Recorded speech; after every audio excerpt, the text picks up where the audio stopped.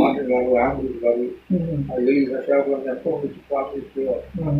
వాళ్ళందరూ వచ్చారు. నేను ఆశ్చర్యం ఆ పొయ్యే ముందు ఏమైందంటే ఆ ముందు రోజు వాడు డ్రింక్ ఇక్కడ పెట్టుకొని గట్టిగా ఎడుతుంది. భయంకరమైన డ్రింక్. Next day operation. అందులో వాడు ఏడుతుంటే నేను అనుకున్నాను, lord is my son, I can do anything for him, నేను ఏమైనా వాడి కొరకు చేయగలను. కానీ వాడి పెయిన్ నేను తీసుకున్నాను. మనం చేయగలం. అది ఎవరు అనుభవిస్తే వాళ్ళే అనుభవించాలి అని ప్రార్థన చేసి ఇదే మాట, ప్రభా ఈ మై సన్, వాడి కోసం నేనేమన్నా చేయలేదు కానీ ఆ పెయిన్ మాత్రం తీసుకున్నాను. ప్రభా కనిపించు, వాడికి ఈ కృప అనుభవించు, అది నేను భరించడానికి నాకు కూడా కృప అనుభవించు అని ప్రార్థించి నాకు ఏడుపు వచ్చేసింది. ఏడుపు వచ్చి నేను వనరులకు వెళ్ళిపోయాను. వాడి ముందు ఏడుస్తూ వాడి ఇంట్లో బాధపడుతుంది. వాడు ఏడుస్తున్నాడు. అప్పుడు God gave me one verse, Psalm 34 verse 1. I will bless the Lord at all times, and his praise shall continue in my mouth. ఆయన ఎల్లవేళ నాకు సూచిస్తాను కదా,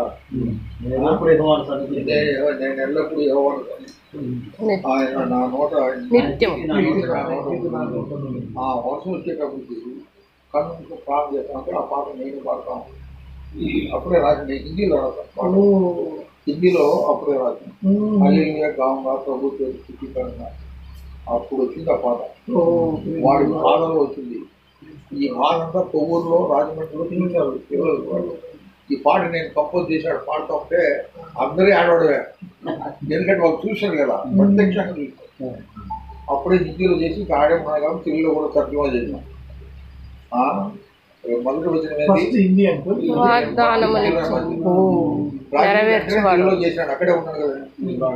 అప్పుడే రాజమండ్రి చేసి ఆ పాట మొదలు, వాగ్దాన మూలానికి నెరవేర్చువాడవు నీవే, నమ్మకమైన దేవా నన్ను కాపాడు నీవే అని రాస్తా ఉంటే నాకు ఇంకా ఏడుపు వచ్చింది.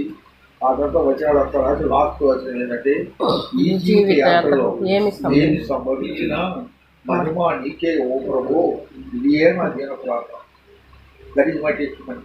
అంటే ఈ జీవితంలో ఏం జరిగినా, నా భార్య చనిపోయింది, వీడికి బాగలేదు, పరిస్థితులు బాగలేవు, ఇంట్లో యాక్టివ్ ఖాళీ స్థలం. అంతకుముందు నేను హేమ వాడికి మంది ఇబ్బంది ఏంటి, ఇప్పుడు ఆ శబ్దాలు నిలబడ్డాం. హ్యాపీనెస్ లేదు, టోటల్ సైలెన్స్. హ్యాపీనెస్ ఉంది, దేవుడిచ్చిన ఆనందం. కానీ ఒక రకమైనటువంటి వాక్యూమ్, అది ఖాళీ పంట. ఎంతో చిత్రమైన అది అనుభవిస్తే కానీ చెప్పలేరు. కానీ ఎప్పుడు పాటలు పాడేవాళ్ళని